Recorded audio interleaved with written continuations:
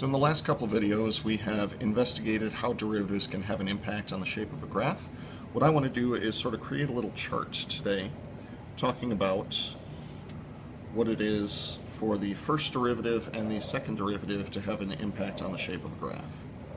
So they are distinct from each other. We'll put the first derivative down the first column, and we'll put the second derivative along the top row. So the first derivative can either be positive or it can be negative. If the first derivative is positive, that would indicate that the function is increasing, whereas if the first derivative is negative, that would indicate that this thing is decreasing. If the second derivative is positive, positive means that we are concave up, and if the second derivative is negative, that indicates concave down. There we go. So increasing and concave up means not only is it increasing, but it's increasing more quickly in that direction. Whereas increasing but concave down is going to mean it'll still be increasing, but it'll be kind of flattening out on its way up. So tangent lines would be above the curve here, below the curve here. Decreasing and concave up means it'll be decreasing, but it'll be becoming more and more positive as it decreases. Whereas decreasing and concave down, that combination is going to look like the following. And do keep in mind that you are always welcome to use the hand trick, as long as I'm not casting shadows all over the video, about determining concavity based off of the way that your hand curves in each of those cases. So direction of palm indicates the direction of the concavity. Now, with that in mind, I want to do one more example where we're calculating these things and then sort of see if we can figure out the general shape of a graph. So the function that I want to consider is f of x is equal to x squared times e to the negative x. So the product of a power and an exponential decay function. So we'll break this up into a couple categories. First thing, I want to determine intervals of increase and decrease.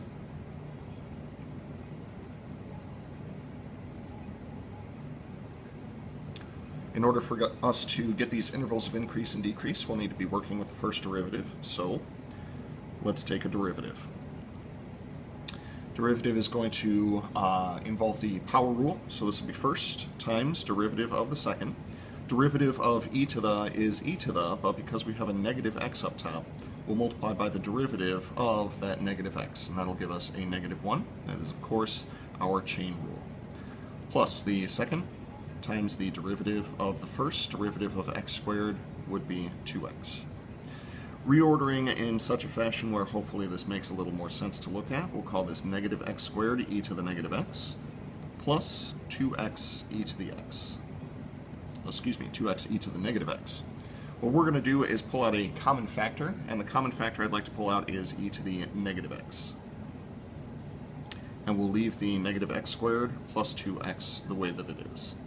The reason I'm factoring that out is because in order to get our critical values, we'll be setting this thing equal to 0 and attempting to solve for the x. With that in mind, e to the negative x is never equal to 0. So if we were to employ our zero factor property, e to the negative x being equal to 0 has no solution. So we don't worry about where that is equal to 0. We worry about where this part is equal to 0. Negative x squared plus 2x being equal to 0, we could factor out a negative x and be left with x minus 2. Setting each of those factors equal to 0, we will get two critical values, and they are x equals 0 and x equals 2. That is what we'll use to test our intervals. I will start that on the next page. So x equals 0, x equals 2, those are the two numbers that I want to work with. So we'll mark down these critical numbers, and that was 0 and 2, splitting the real number line up into three possibilities: negative infinity to 0, 0 to 2, and 2 to infinity. I'm also going to recopy down what f prime of x looked like after we factored it. It is e to the negative x times negative x squared plus 2x. To test each of these intervals, for the first one, negative infinity to 0, you can select any negative number. I'm going to select x equals -1 because I feel like being boring today. So f prime of negative 1 is going to be e to the negative 1. It'll be e to the 1. And negative 1 squared plus 2 times negative 1. So what I see here is a positive number, and then negative 1 minus 2. That'll be negative 3 times e. That is, of course, a negative number. Therefore, this will be an interval of decrease. On the interval from 0 to 2, there are lots of numbers I could pick. I'm going to pick the most boring one that I can. We'll go with x equals 1. Plugging in x equals 1, we'll get f prime of 1 is equal to e to the negative 1 times negative 1 squared plus 2 times 1. Square the 1, we get 1. Make it negative, we get negative 1. Plus 2 gives us positive 1. You are looking at 2 over e. This is a positive number. Therefore, on the interval from 0 to 2, we will have an interval of increase. And finally, from 2 to infinity, we'll be boring with this one as well. We'll go with x equals 3. So f prime of 3, that's going to be e to the negative 3 times negative 3 squared plus 2 times 3. Square the 3, we get 9. Make it negative, that's negative 9. Plus 6, this is negative 3. This will be negative 3 over e cubed. This is a negative value, telling us that this interval is an interval of decrease. Cool. So with that in mind, we have our intervals of increase and decrease. We can also classify each of these critical numbers now. X equals 0. The function changes from decreasing to increasing. So at x equals 0, we can count on that being a local minimum. And at x equals 2, function changes from increasing to decreasing. Changing from increasing to decreasing makes that a local maximum. Also allows us to make some predictions about the concavity at those points. So let's move on to those intervals of concavity. Intervals of concavity. We need a second derivative. First thing we'll do is recopy down what our first derivative is equal to so that we can differentiate it again. The reason I'm expressing it in this form is because we will only need to use the product rule one single time, but then we'll likely see some algebra after that. So for a second derivative, f double prime of x, this is going to be equal to, so we'll do first times derivative of the second. Derivative of the second is the derivative of what's inside the parentheses. That'll be negative 2x plus 2. Plus the second times the derivative of the first. When we differentiated this earlier, I pointed out that we're going to get an extra factor of negative 1 from the chain rule.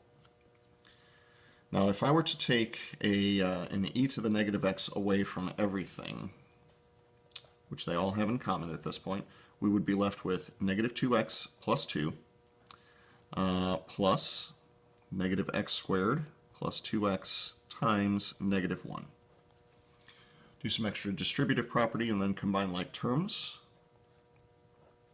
Distributive property says this will be negative 2x plus 2, distributing the negative 1, plus x squared minus 2x. And finally, combining all like terms will give us x squared minus 4x plus 2.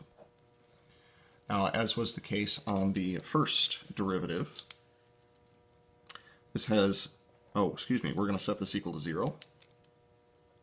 And upon setting it equal to 0, e to the negative x being equal to 0 has no real solution. So we will put our focus on the polynomial being set equal to 0. X squared minus 4x plus 2 is equal to 0. This doesn't factor particularly nicely, so what I'm going to do is complete the square. We'll move the 2 over to the right-hand side, take half of negative 4 and square the result. We get plus 4, so we add 4 to both sides. Left-hand side factors as x minus 2, quantity squared. Right-hand side is 2. Therefore, x minus 2, oh my gosh, we're going to make this fit on this page. X minus 2 will be plus or minus the square root of 2, and finally x is equal to 2 plus or minus the square root of 2. My goodness, we made it work. We'll be doing a lot of that in the upcoming weeks. Hashtag RIP. So with that in mind, for the intervals of concavity, we just determined where the concavity is equal to 0. We'll need 2 minus the square root of 2 and 2 plus the square root of 2 for our 2 points. And we'll recopy the second derivative down here or up here at the top of the page to make a judgment call on all of the other things. So for reference, this number is pretty close to 0.6 and this number is pretty close to 3.4, so that you know where these numbers are coming from. So negative infinity all the way up to 2 minus the square root of 2. Again, this number is about 0.6, which means that x equals 0 is in this interval. So I'm going with that. F double prime of of 0 is going to be equal to e to the 0, that's 1, and then 0 squared minus 4 times 0 plus 2. I am getting a concavity of 2. Big important thing to note is that that is greater than 0, so this interval we are going to experience that it is concave up. Now I kind of already knew that it was concave up. I'm going to show you the previous sheet real quick. We determined that x equals 0 was a local minimum. In order for it to be a local minimum, my fingers would have to curve in this direction, meaning that I would expect it to be concave up anyway, just based off of that calculation. Now for 2 minus the square root of 2 all the way up to 2 plus the square root of 2, I know for sure that x equals 2 is going to be in that interval. So f double prime of 2, that'll be equal to e to the negative 2. Then over here we'll get 2 squared minus 4 times 2 plus 2. E to the negative 2 means divide by e squared. And this is 4 minus 8 plus 2, that is negative 2. Negative 2 divided by e squared would be a negative value, which means that on this interval we are concave down. But I kind of already knew that it was concave down because, once again, referring back to the last sheet, x equals 2 is a local maximum. The only way to create a local maximum is to curve my fingers in this direction, which means that the palm is facing down for concave down. Finally, going from 2 plus the square root of 2 all the way up to infinity, I'm going to pick x equals 4. Again, this number is about 3.4 or so. I know that 4 will be bigger than it. We get e to the negative 4 power. And then we'll see 4 squared minus 4 times 4 plus 2. That is going to be 2 over e to the 4th power, which is, of course, greater than 0. So we are going to see concave up on this interval. So what I'm going to do is take the two intervals that we just got in terms of the first derivative and the second derivative and see if we can piece together what the shape of this graph would be. Two critical values that we got were x equals 0, x equals 2, and the 2 points that we got for the, you know what, I'll make those a little bit lower, 0 and 2. And then we had 2 minus the square root of 2 and 2 plus the square root of 2 for the other two important values for concavity. So f prime was 0 at 0 and 0 at 2. It was decreasing. Then it was increasing. And then it was decreasing. As far as f double prime was concerned, it was equal to 0 at 2 minus the square root of 2 and 0 at 2 plus the square root of 2. Concave up on the first interval, followed by concave down, followed by concave up.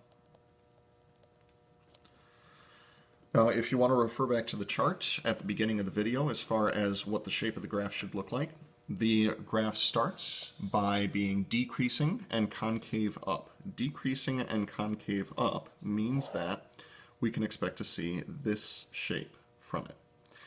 As it moves to the right, it's decreasing, but I curve my fingers in that direction and my palm faces up. Now this will continue until we get over to 2 minus the square root of 2, we'll call that right about there, where it's now going to be increasing and concave up, like so. Then at 2 minus the square root of 2, it changes to concave down. So we'll see this kind of thing take place. Still increasing though. Then at 2, it'll start decreasing once again, decreasing while concave down. Decreasing while concave down is going to look like this. But then at 2 square roots of 2, we're going to see a point of inflection, and it's going to change over to concave up. I think I may have done that a little bit prematurely, but that's okay. We'll discuss in the next section exactly what the behavior is as x starts getting really big, keeping in mind that this was x squared times e to the negative x. This will have a horizontal asymptote, and to find out why, check out my next video! Be sure to like and subscribe! I'm sorry, I kind of hate myself now.